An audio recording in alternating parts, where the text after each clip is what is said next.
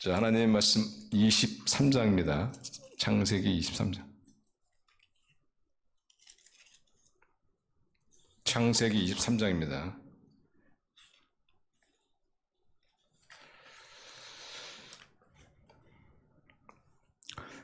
자, 창세기 23장 우리 13절입니다. 1절에서 13절. 자, 하나님의 계시의 말씀 교독하겠습니다. 지금 먼저 읽겠습니다. 사라가 127세를 살았으니 이것이 곧 사라가 누린 횟수라.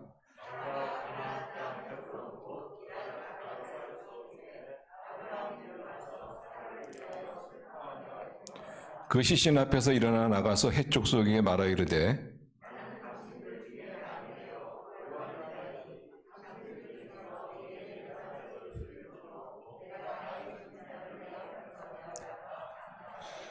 해 족속의 아브라함에게 대답하여 이르되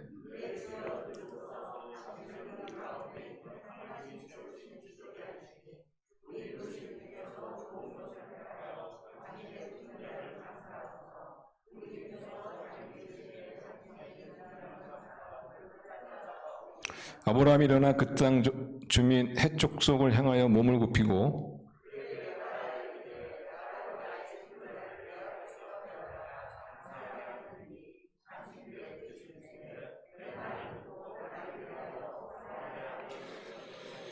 그가 그 밭머리에 있는 그의 막들나무를 내게 주도록 하되 충분한 대가를 받고 그 꿀을 내게 주어 당신들 중에서 매장할 소유지가 되게 하기를 원하노라 하매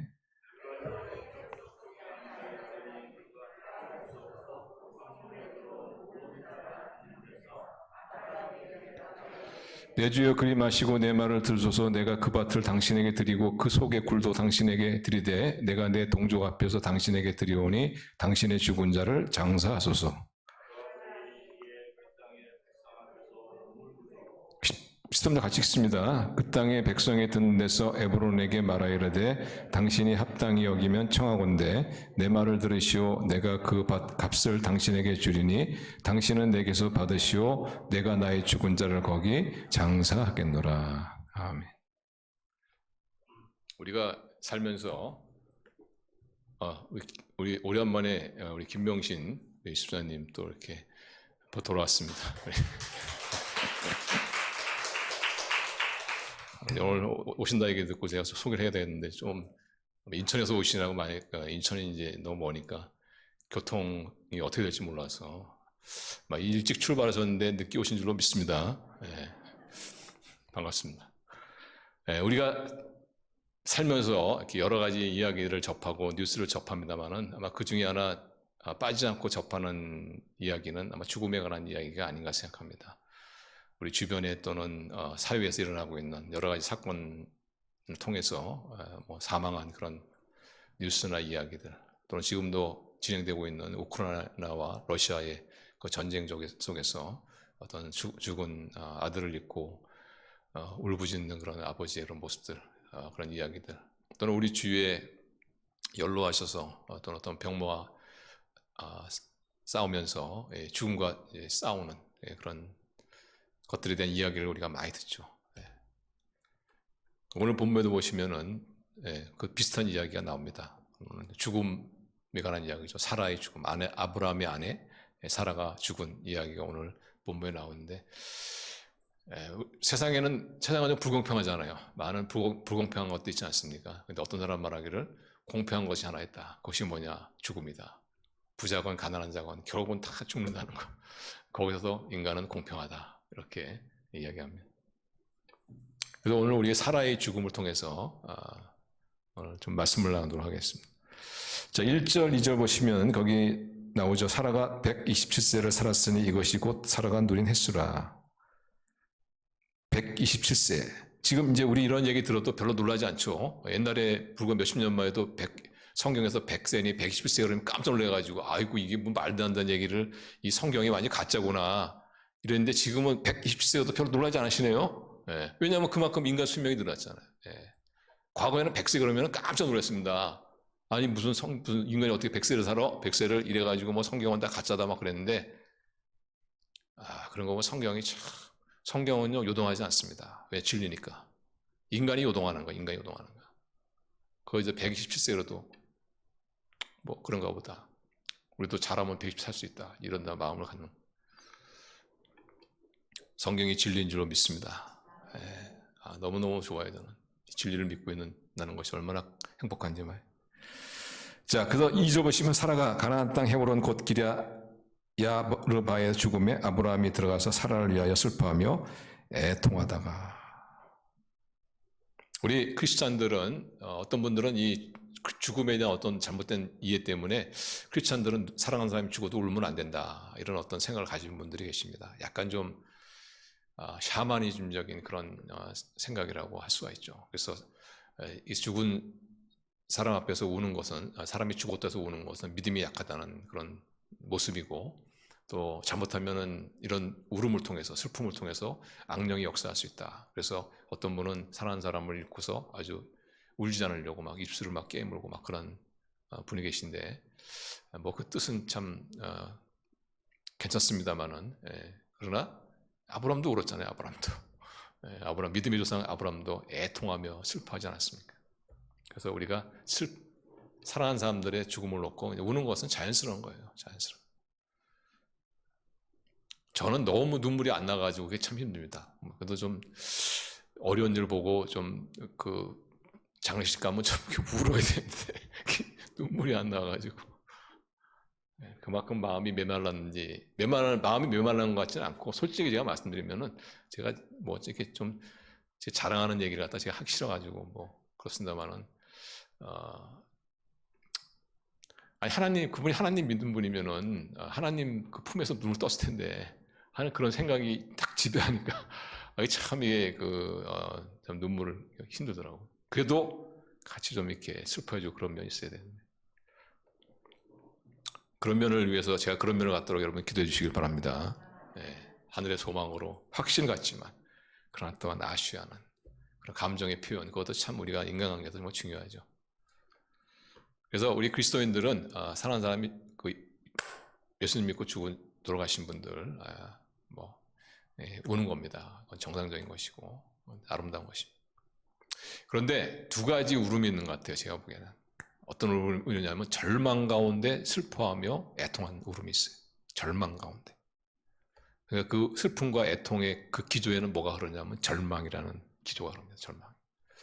근데 여기 아브라함의 슬픔 있지 않습니까? 사랑하는 아내를 먼저 보내고 슬퍼하고 애통하는 이 아브라함의 슬픔과 애통은요, 절망에 근거한 게 아니에요. 소망에 근거한 겁니다. 소망에 근거. 그래서 우리 그리스도인들은 절망 속에서 애통하고 슬퍼해서는 안 돼요. 그건 잘못된 거예요. 그러나 우리가 소망 가운데, 이 소망을 전 조금 더 강하게 표현한다면 기쁨 가운데, 기쁨 가운데, 기쁨 가운데 애통하고 슬퍼하는 이런 모습은 참 아름다운 모습이죠. 이게 어떤 모습과 같으냐면요, 여러분의 자녀가 그냥 공부를 너무 잘해가지고 미국에 있는 아이빌리그 거기에 4년 전액 장학금을 받고 탁 합격을 했어요. 그래서 어느 날 이제 그 학교로 가야 됩니다. 공항에 그 아이를 데리고 갔는데 그 헤어질 때 그때 부모님 마음이 어때요? 좋으면서도 슬프죠. 좋으면서도 슬프기도 하고 걱정이 되기도 하고, 아유 이놈이 가서 거기 잘 적응하려나, 또 혹시 뭐 좀 나쁜 일 생기지 않을까 걱정도 되고 좀 염려도 되고, 그렇지만 또 그렇게 좋은 조건, 파격적인 조건하에서 또 좋은 학교 가니까 좋기도 하고, 이런 마음이 바로 아브라함이 죽은 아내 사라를 장례하면서 가지고 있는 마음. 그래서 이 소망 가운데 어떤 기쁨 가운데 슬퍼하고 애통하는 모습. 그럼 어떻게 아브라함은 이런 기쁨 가운데 애통하고 슬퍼하는 이렇게 할 수 있었느냐? 그 이유가 같은 사라의 죽음을 해석하고 있는 히브리 기자의 말 속에서 우리가 찾을 수가 있습니다. 자, 히브리서 11장 13절 같이 읽어요. 시작. 이 사람들은 다 믿음을 따라 죽었으며 약속을 받지 못하였으되 그것들을 멀리서 보고 환영하며 또 땅에서는 외국인과 나그네임을 증언하였으니. 거기 보시면은 그것들을 멀리서 보고 환영했다는 겁니다. 그것들을 멀리서 보고 환영했다. 사실상 이 사라도 그렇고 아브라함도 그렇고 하나님께서 가나안 땅을 주실 것을 약속했지만 지금 땅에 한 평도 없습니다. 그래서 지금 자기 사랑하는 아내를 물 자리도 없어요, 사실. 그리고 큰 민족을 이루겠다고 약속했지만 지금 있는 거는 이삭 하나 달랑 있어요. 그러니까 어찌 보면은 좀 허무하지 않습니까? 하나님 원망스럽지 않습니까? 그래서 그 아내는 죽었단 말이죠. 제대로 호강도 못 시켜주고. 이러면은 좀 남편으로서의 좀 그런 안타까운 마음도 있을 것 같은데 전혀 그런 게 없단 말이죠. 왜 그러냐? 바로 아브라함은 인생을 길게 보았기 때문에 그렇습니다. 인생을 길게 보았기. 거기 보시면은 멀리서 보고 인생을 길게 봤다는 얘기예요. 인생을 길게 봤다. 멀리서 보고 환영하며 기뻐했다는 겁니다. 그가 어떻게 아내의 죽음을 놓고 기쁨에 근거한 슬픔과 애도를 표하고 그리고 하나도 약속이 이루어지지 않았지만 그러나 마치 약속이 이루어진 것처럼 그런 모습을 가질 수 있었냐? 인생을 길게 보았기 때문에. 우리가 아브라함에게 정말 배워야 될 것이 바로 이겁니다. 아브라함은 사실상 인생을 길게 볼 수 있는 그런 것을 갖기에는 여러 가지로 많이 부족했어요. 거기는 뭐 성경이 있었습니까? 뭐가 있었습니까? 말씀을 제대로 알았습니까? 하나님의 계시가 아주 뚜렷했습니까? 그럼에도 그렇지 않단 말이에요. 그래도 불구하고 아브라함은 인생을 길게 보는 눈을 가졌단 말이에요. 그렇다면 우리는 이 땅에 살고 있는 우리는 아브라함보다도 훨씬 더 유리하죠. 훨씬 더 유리하죠. 그런데 인생을 길게 보는 것이 굉장히 중요합니다.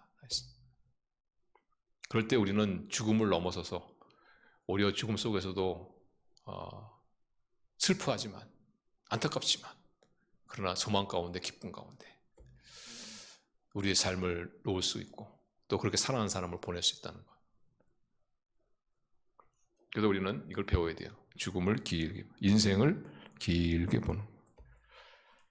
인생을 길게 보시기를 바랍니다. 그 인생을 길게 볼 수 있는 눈을 달라고 우리가 기도하는 마음으로 우리 하나님 말씀 계속 나눠요. 그럼 인생을 길게 본다는 것이 어떤 의미냐? 인생을 길게 본다는 것은 죽음을 바르게 이해하는 것이다. 죽음을 올바른 시각으로 보는 것이다. 따라하겠습니다. 죽음을 올바른 시각으로 보는 것이다. 사실상 우리가 하나님을 원망하고 하나님의 약속이 이루어지지 않는다고 하나님에 대한 어떤 불만을 갖고 이렇게 한 이유가 뭐냐면은 인생을 길게 보지 못하는 거예요. 인생을 길게 보지 못한다. 특별히 죽음에 대한 이 바른 이해를 가지고 있지 않기 때문에 그렇습니다. 저는 그런 분들 봤어요. 사랑하는 어머님, 또 부모님, 또 사랑하는 어떤 사람을 위해서 그 치유를 위해서 열심히 기도했는데 하나님이 데려가셨어요. 그때 그만 하나님을 원망하면서 믿음을 버리고 그리고 세상으로 돌아간 그런 분들을 제가 봤습니다. 그렇습니까? 죽음에 대한 바른 이해가 없기 때문에, 죽음에 대한 바른 이해, 다시 말하면 인생을 길게 못 봤기 때문에.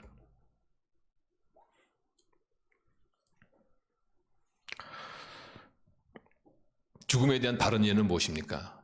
우리는 죽음은 다 끝이다. 뭐 하나님 믿지 않는 사람이 그렇죠. 죽음은 다 끝이다. 이렇게 생각하지 않습니까? 근데 죽음이 다 끝이 아니죠. 죽음에 대한 바른 이해는 뭐냐? 죽음이 끝이 아니고 새로운 시작이다. 새로운 시작. 진짜 삶의 시작이 바로 죽음이다. 그러니까 죽음은 새로운 삶을 여는 거예요. 새로운 삶을 여는 거. 죽음은 모든 것을 끝내는 게 아니고 새로운 삶을 여는 것이다. D.L. 무디라는 그 유명한 사람 이렇게 말하지 않습니까? 어느 날 신문에서 내가 죽었다는 이야기를 하면 믿지 마라. 나는 그때도 더 생생하게 살아있을 것이다. 내가 이 죄로 오염된 이 몸, 썩어 없어질 이 몸을 벗고 영광스러운 몸을 입고 영원히 사는 날이 바로 그날이다. 라고 D.L. 무디는 이야기하셨던 거예요. 왜냐? 죽음에 대한 바른 이해를 가지니까. 그러니까 어떻게 해요? 인생을 길게 보는 거죠. 인생을 길게 볼 수 있는.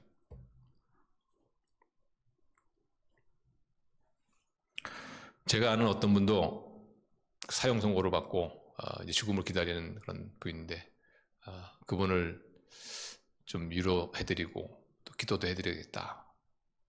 그렇지만 뭐 무슨 말로 또 위로를 해드릴까? 무슨 말을 하는 위로가 될까? 또 이런 염려도 있고.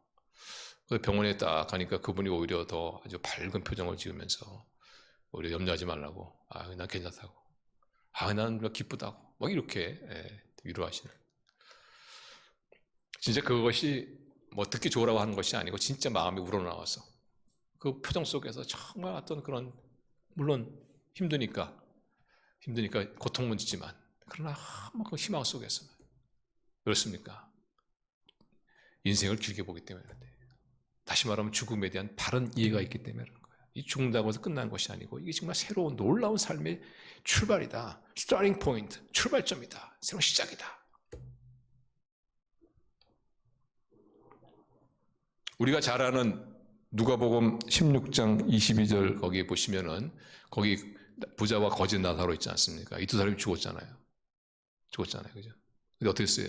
끝났어요? 그게 아니죠. 바로 새로운 삶이 시작되죠.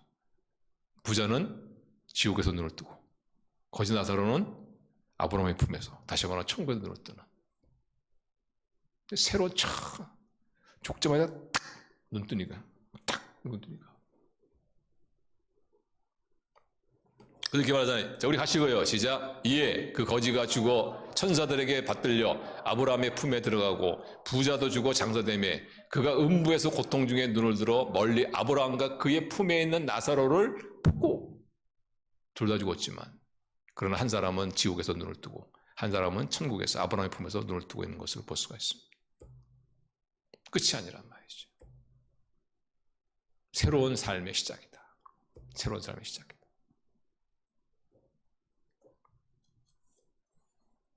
저는 한국 분하고 특별히 미국 분하고 이 죽음에 대한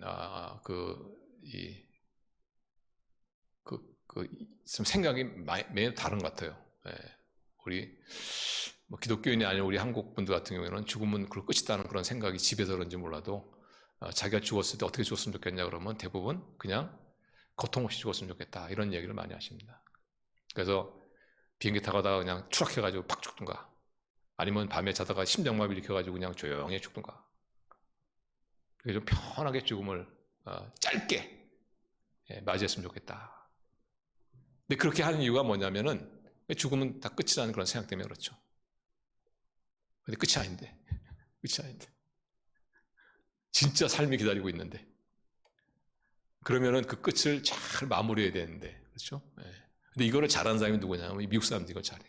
미국 사람들은 아무래도 이 기독교 문화가 들어가 있기 때문에 이분들은 암에 걸려서 매우 힘들더라도 사실 몰핀을 맞아가면서까지 항암 치료 받으면서까지 가능하면은 그 힘들지만 그러나 견디기를 원합니다. 견디기를 원해요.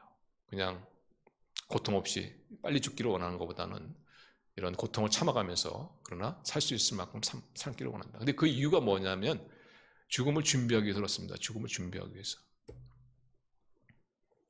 그래서 죽음을 준비한 사람은 어떻게 해요? 재산 있는 사람은 재산 유전도 딱 해가지고 누구에게 얼마큼 떼어주고 누구에게 얼마큼 또 이렇게 딱 정리를 딱 해주잖아요. 이렇게. 그러니까 나중에 별 싸움도 없고 말이죠. 그러나 고통 없이 그냥 뭐 어떤 분 같은 경우에는 그렇지 않습니까? 우리 재벌 같은 경우에도 또 뭐 가운데 그런 분도 계시잖아요. 그래서 자기가 사형선고를 받았음에도 불구하고 자기는 죽지 않는다.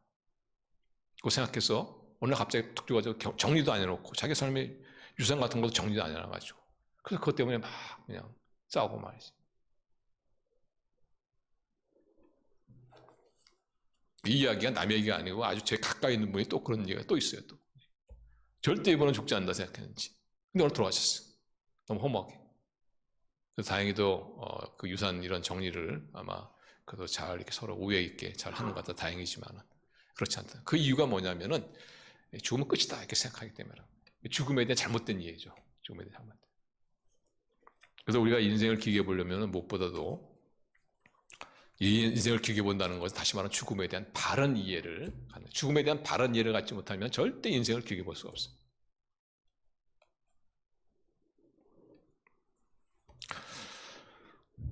그래서 우리가 이 죽음에 대한 바른 이해, 죽음은 다 끝이 아니고 이것은 진짜 삶의 시작이다, 출발점이다 라는 이런 죽음에 대한 다른 이해를 가질 때 우리는 인생을 길게 볼 수 있고, 인생을 우리가 길게 볼 때 우리는 정말 하나님이 기뻐하시는 그런 삶을 사시는 그런 저 여러분 될 수 있기를 바랍니다. 인생을 길게 본다는 두 번째 의미는 뭐냐면은 옛 땅으로 돌아가지 않는다. 이런 뜻, 옛 땅으로 돌아가지 않는다. 자, 3절에서 보시면은, 3절에서 보세요. 자, 눈으로 따라오세요. 그 시신 앞에서 일어나 나가서 해쪽 속에 말하 이르되 나는 당신들 중에 나그네요 거류자이니 당신들 중에서 내게 매장할 소유지를 주어 내가 나의 죽은 자를 내 앞에서 내어다가 장사하게 하시오. 해쪽 속에 아브라함에게 대답하여 이르되 6절 보시면은 내 주여 들으소서 당신은 우리 가운데 있는 하나님의 세우신 지도자이시니 우리 묘실 중에서 좋은 것을 택하여 당신의 죽은 자를 장사하소서. 우리 중에서 자기 묘실에 당신의 죽은 자 장사함을 금할 자가 없으리이다. 지금 아브라함이 그 아내 사라를 묻을 그런 자리를, 땅을 지금 열심히 찾고 있죠. 왜 아브라함이 이렇게 열심히 찾을까요? 그 당시에는 보통 사람이 죽잖아요. 고향에다 묻힙니다. 고향. 우리나라도 그렇지 않습니까? 우리나라도 지금 많이 달라졌지만 우리나라도 과거에는 어떻게 해요? 사람이 죽으면은 객지에서 또는 어떤 타지에서 이렇게 생활하다 죽으면은 고향에 가잖아요. 고향에 선산이라든가 거기에 묻지 않습니까? 그 이스라엘도 그렇대요. 이스라엘도 그래요. 똑같아요. 그래서 자기의 고향 우르라든가 아니면 하란, 저 북쪽에 있는 하란에 그 아내의 시신을 이렇게 묻어야 되는데 아브라함은 그렇지 않아요.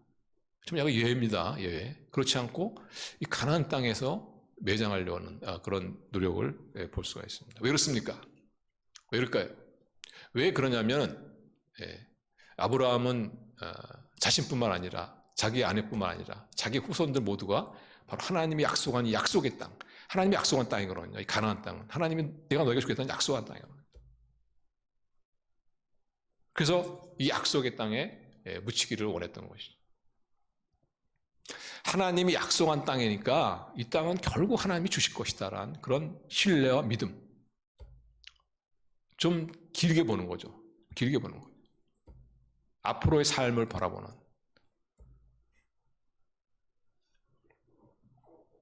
그 지금은 이 땅이 내 땅이 아니지만 하나님이 약속한 땅이기 때문에 이 땅은 결국 우리 후손의 땅이 될 것이고, 그래서 그것을 확인하는 그런 마음에서 아내의 사라를 이 타지 지금 현재는 타지인 이 가나안 땅에 묻기를 원했던 것입니다.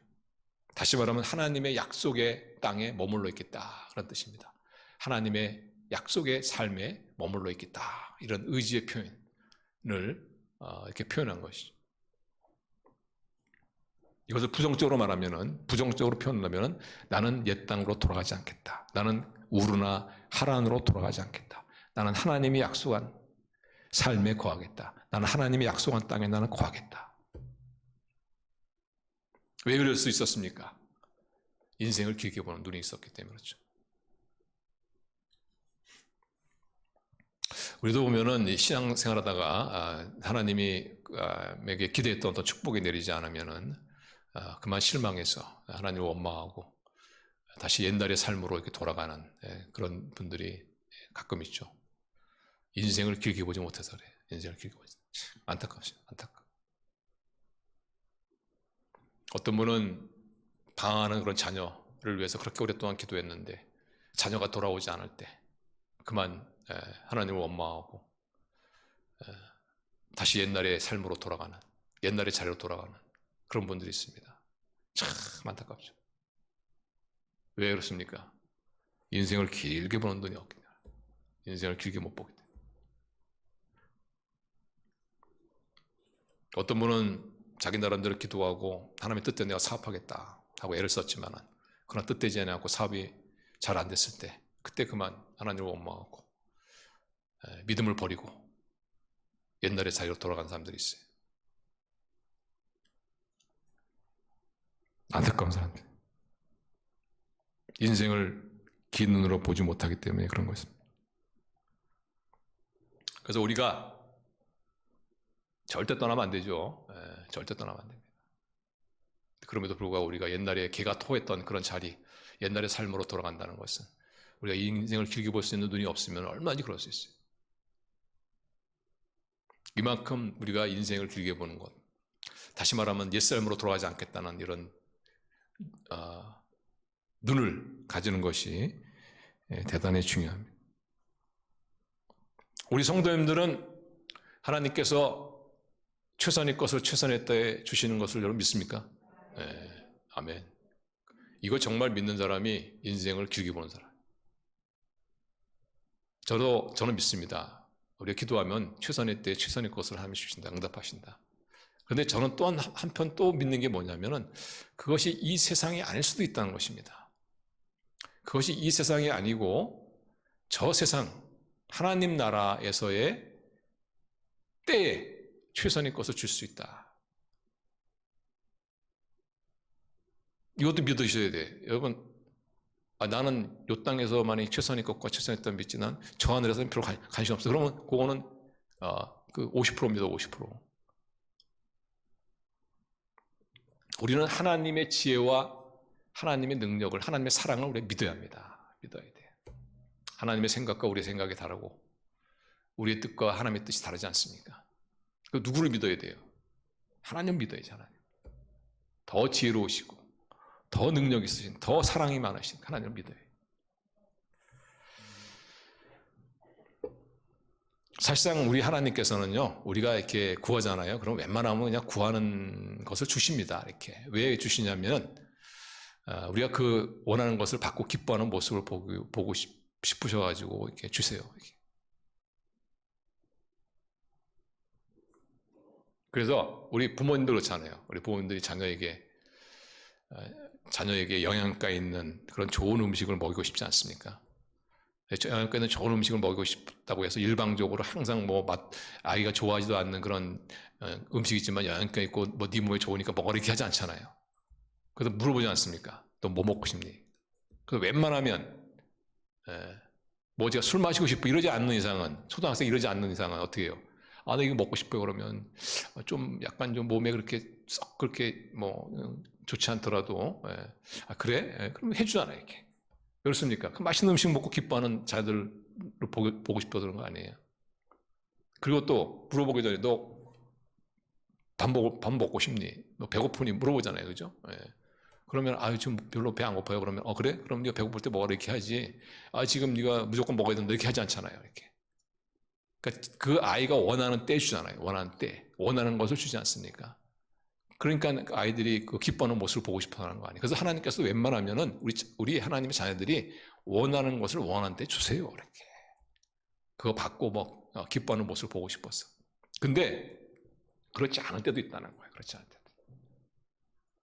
예를 들면 우리 중학교 1학년 다니는 그 아들이 와가지고 어느 날 딱 왔는데 아버지 저 오토바이 사주세요. 그럼 어떻게 하겠어요? 그래 너 오토바이 타다가 사고 나가지고 너 다쳐라 이렇게 해서 오토바이 사주는 사람이 없잖아. 이렇게. 아직은 때가 아닌 것 같다. 아직은 때가. 네가 이제 고등학교 졸업하고 그러면 내가 한번 생각해 보겠다. 지금은 오토바이 대신에 자전거 타라. 이렇게 하지 않습니까? 아들 입장에서는 최선의 것이 아닌 것처럼 보이죠. 차선인 것처럼 보이지 않습니까? 그러나 우리가 부모 입장에서 보면은 그것이 그 아이에게는 최선이다. 최선. 그리고 나중에 고등학교 졸업하고 오토바이 타는 것이 최선의 때가 아니냐. 하나님도 그러세요. 하나님. 그래서 우리는 하나님의 지혜와 하나님의 능력을 믿어야 할 줄로 믿습니다. 하나님의 사랑을 믿어야 합니다. 하나님의 사랑을 믿어야 돼. 내가 보기에는 이것이 최선의 때 같고 이것이 최선일 것 같지만 그런 하나님 보시기 아니면 하나님의 말을 믿어야 되는 거예요. 하나님께서는 이 땅에서 줄 수 있지만 그러나 이것이 최선의 때가 아니다 생각하면 저 나라에서 줄 수 있는 것이죠.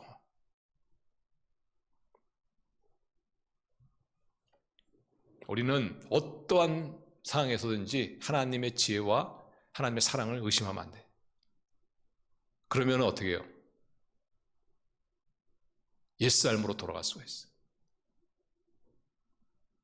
인생을 길게 보는 눈을 가지고 있지 않기 때문에. 나의 최선의 때와 최선의 것이 하나님의 최선의 때와 최선의 것과 다르면 하나님을 따라야 합니다. 하나님을 따라야 돼.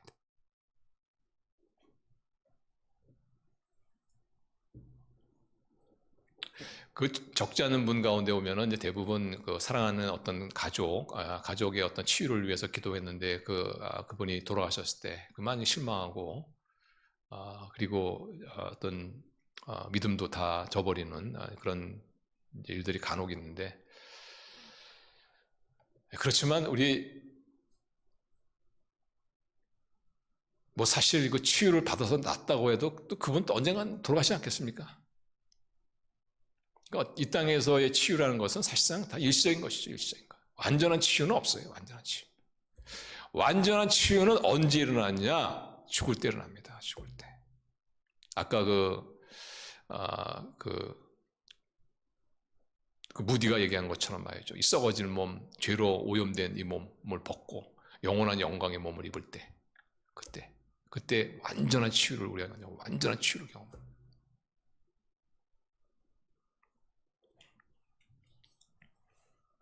그래서 우리는 항상 기억해야 돼요. 하나님께서는 최선의 때에 최선의 것을 자녀에게 주기를 원하신다. 우리는 그 하나님을 믿어야 된다. 무슨 일이 생겨도 하나님을 믿어야 됩니다. 나의 생각으로는, 나의 경험으로는, 또는 다른 사람들이 내 생각에는 이렇게 아무리 얘기해도 상황이 그것을 용납받아 하나님의 생각을, 하나님의 지혜와 하나님의 생각을 최선과 때를 갖다가 받아들이기 어렵더라도 우리는 하나님을 믿어야 돼요. 하나님을 믿어야 됩니다. 요동하면 안 돼요. 요동하면. 다시 옛삶으로 돌아가면 안 돼. 무슨 일이 있어도 옛날의 삶으로 돌아가면 안 돼. 옛날 삶으로 돌아가는 순간이 바로 완전한 멸망이라고까지는 말씀을 안 드리지만은 망하는 겁니다. 망하는. 예수님께서 요한복음 6장에 보시면은 오병이요, 물고기 5개와 보리떡 2개로 수천 명을 먹이는 그런 기적을 일으키지 않습니까?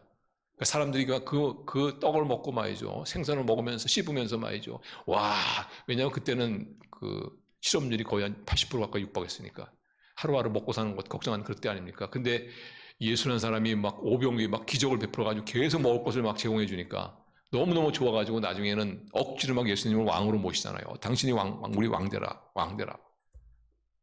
그때 예수님께서 너희가 먹었던 그 떡의 의미가 뭔지 아냐 하면서 떡의 의미를 영적으로 쫙 풀어줍니다. 이것은 결코 장차 인자가 와서 나눠줄 그런 어떤 생명의 떡이다 이러면서 말이죠. 근데 그 영적인 그런 이야기를 들으면서 사람들이 막 혼란스러워하는 거예요. 우리가 생각했던 그런 것이 아니네. 그런 것이 아니네. 우리는 사실 육체의 떡을 원했는데 내가 원했던 것은 지금 당장 나에게 그 육체를 채울 수 있는 굶주림을 채울 수 있는 그 떡을 원하는데 가만히 보니까 이분이 계속 이상한 얘기를 하고 있는, 예수님이 이상한 얘기를 하고 있는 거죠. 뭐 생명의 떡이니 막 이러면서 말이죠. 이건 내가 원하는 게 아니구나. 그래서 어떻게 해요? 한 사람 두 사람 탁 떠나가는 거예요. 옛삶으로 돌아가는 거예요. 옛날의 자리로 돌아가는 거예요. 그게 요한복음 6장 66절 같이 읽어요. 시작. 그때부터 그의 제자 중에서 많은 사람이 떠나가고 다시 그와 함께 다니지 아니하더라. 그리고 나서 예수님께서 베드로를 쳐다보시면서 베드로 보고 말씀하시기를, 야 너도 나 떠나겠냐? 나도 떠나서 네 옛사람으로 옛자리로 돌아가겠느냐? 그때 베드로가 한 말이 아주 멋있는 말이죠. 같이 읽습니다. 그걸 같이 읽어요. 시작. 예수께서 12제자에게 이르시되 너희도 가려느냐? 시몬 베드로가 대답하되 주여 영생의 말씀이 주께 있사오니 우리가 누구에게로 가오리까? 69절 말씀도 보시면은 우리가 같이 읽어요. 시작. 우리가 주는 하나님의 거룩하신 자이심을 믿고 알았사옵나이다. 너도 가겠느냐? 너희도 가겠느냐? 그때 베드로가 말하기를 주여 하나님의 거룩하신 자심을 우리가 알고 영생의 말씀이 여기 있는데 우리가 어디로 가겠습니까? 정답. 이게 정답이에요. 그래 너희들이 원하는 것, 너희들이 원하는 때 받지 못했다고 해서 너희도 다시 나를 버리고 옛사람으로 옛자리로 돌아가겠느냐? 너희는 어떻게 하겠느냐? 주여 영생의 말씀이 여기 있는데 우리에게 정말 필요하고 우리에게 완전한 타이밍에 우리에게 역사하신 하나님의 은혜가 여기 있는데 우리가 어디로 가겠습니까?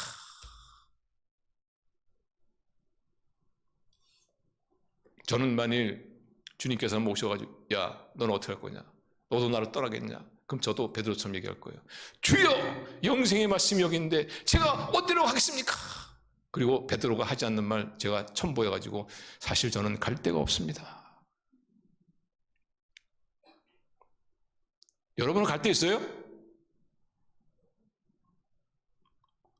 대답 안 하신 거 보니까 갈 데 있으신 것 같은데 보니까. 저 좀 알려주세요.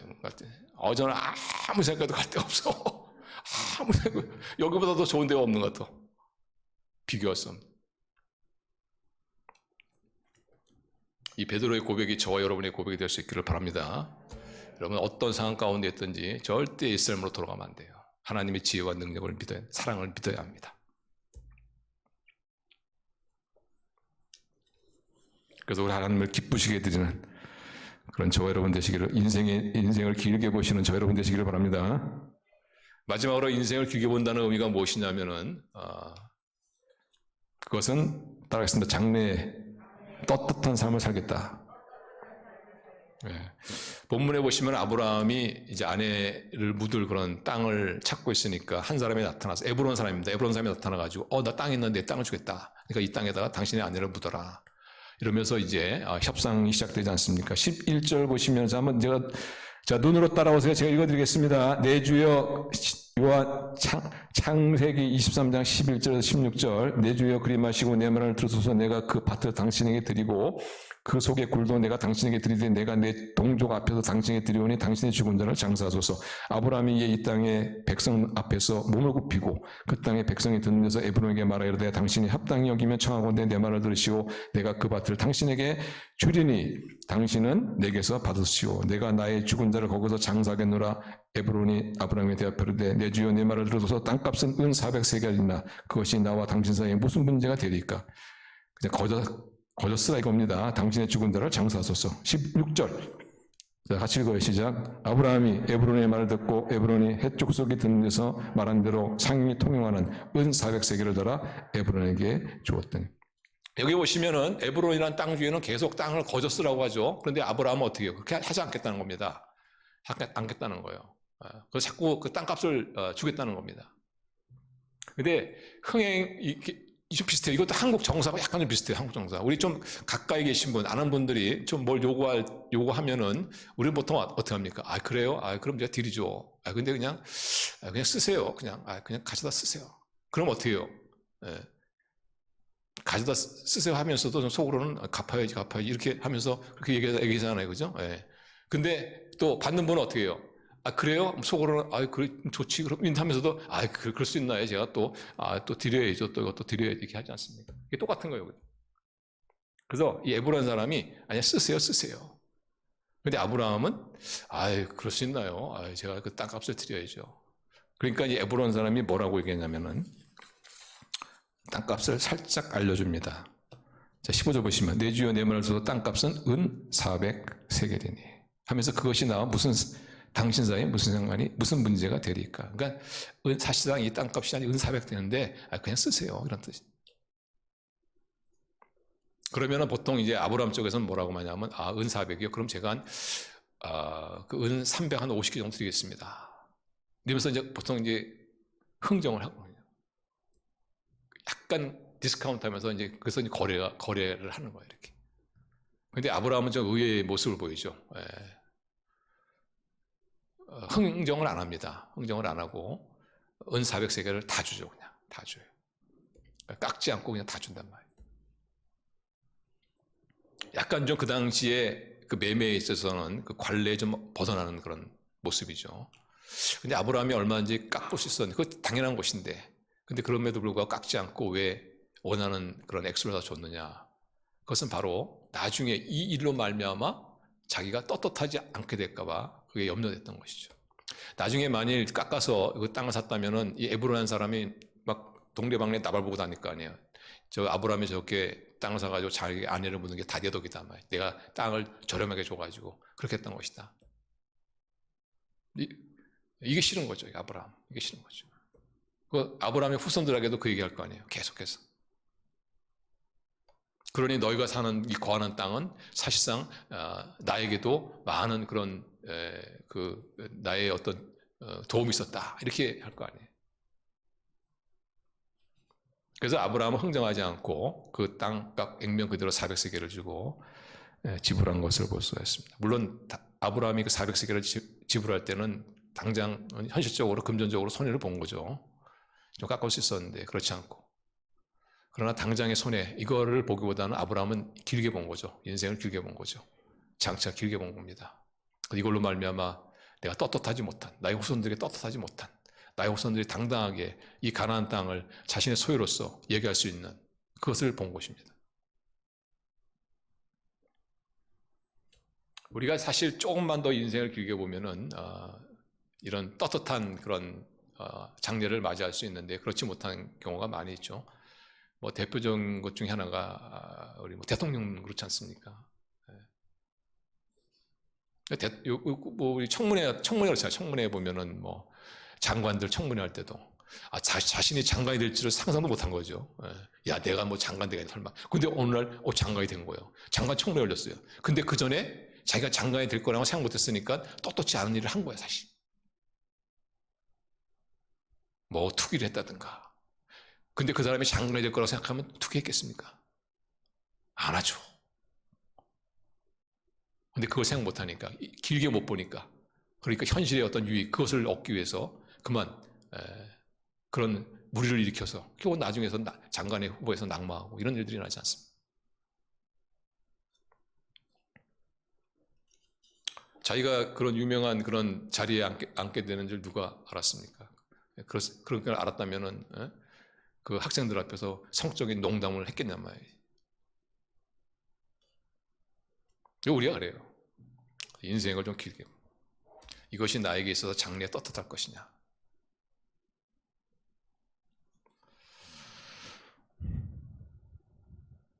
그러면 떳떳한 삶을 살기 위하면 어떻게 해야 되느냐. 후회 없는 삶이죠. 후회 없는 삶. 그래서 후회 없는 삶이 어떤 삶일까? 그 연세가 많으신 분들을 대상으로 해서 인생을 지금까지 살아오셨는데 후회 없는 인생이란 어떤 인생인 것 같습니까? 이렇게 물어보니까 제일 많이 대답한 것이 뭐냐면은 어려운 이웃을 도와주는 것이다 그랬습니다. 어려운 이웃을 도와주는 것이다. 그게 제일 많이 얘기하고, 두 번째가 뭐냐면 정직하게 사는 것이다. 세 번째가 뭐냐면은 나의 인생을 한마디로 요약할 수 있는 그런 삶을 사는 것이다. 그래서 우리 교회에서도 우리 집사님 권사님들 보면은 제가 생각하기에는 참 한마디로 요약할 수 있는 그런 삶을 사신 분들이 꽤 있습니다. 어떤 분은 떠올리면은 신실하신 분, 이렇게 내 인생을 뭔가 한마디로 좀 정리해 줄 수 있는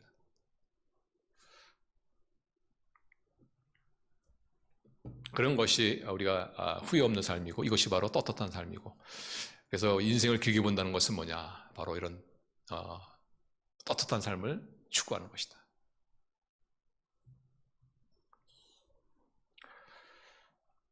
사실 우리가 어려운 이웃들과 함께하고 도와주고 정직하고, 그리고 또 내 나름대로 뭔가 내 인생을 한마디 요약할 수 있는 그런 삶을 살면 사람들이 좋아하죠. 네, 좋아합니다. 네, 그런데 우리는 사람들이 좋아하는 그 수준을 넘어서서 하나님이 기뻐하시는 삶을 살아요. 하나님이 기뻐하시는. 하나님 앞에 자랑스러운 모습으로 쓰는 그런 그것을 바라보는 사람, 거기에 빗대서 나의 삶을 바라보는 사람, 인생을 길게 보는 사람. 다시 이 땅에 우리의 삶이란 것은 정말 우리 나중에 우리가 살아야 될 영생의 삶에 비하면 정말 아무것도 아니죠. 한 10억 페이지 책이 있다면은 아마 그 페이지 책 가운데 1페이지도 안 되는 것이 오늘 이 땅의 삶 아닙니까? 근데 이런 짧은 인생이지만은 이 인생이 장차 우리가 사는 영원한 나라의 삶을 결정하는 굉장히 중요한 삶이죠. 굉장히 중요한 삶. 그래서 그런 삶을 잘 살려면은 우리가 영원에 빗대어서 영원한 그 삶을, 천국을 바라보며 어떤 분 같은 경우에는 예수님 믿으세요. 안 믿어요. 예수님 믿고 천국 가세요. 안 믿어요. 그렇습니까? 인생을 길게 못 보는 거죠. 인생을 길게 못 보는 거죠. 제가 이 땅에서 예수님 믿을 수 있는 기회를 다 거부하고 그러면은 자기가 더 오랜 영원한 그 시간을 어디서 보내야 되는지.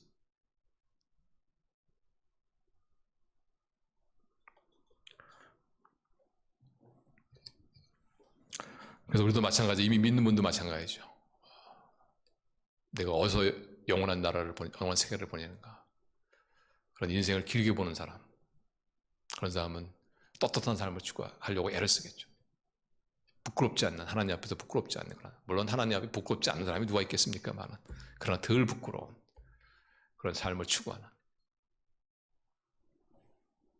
우리 성도님들 인생을 길게 보시기를 바랍니다. 절대로 한 페이지도 안 되는 1억 페이지 책 중에서 한 페이지도 안 되는 이 짧은 인생, 이것이 다라는 것은 절대 믿지 마시고 싹 지워버리시고 영원한 나라가 있다는 것. 죽음이라는 것은 바로 그런 새로운 나라의 시작이라는 것을 우리가 인생을 길게 보시는. 그래서 이 땅에서도 우리 사람들에게 참 인정받고 존경받고 또 우리 하나님 앞에 섰을 때서 우리 하나님의 칭찬 듣고 상급받고 참 인정받으시는 그런 저와 여러분 되시기를 주님의 이름으로 축원합니다. 기도하겠습니다.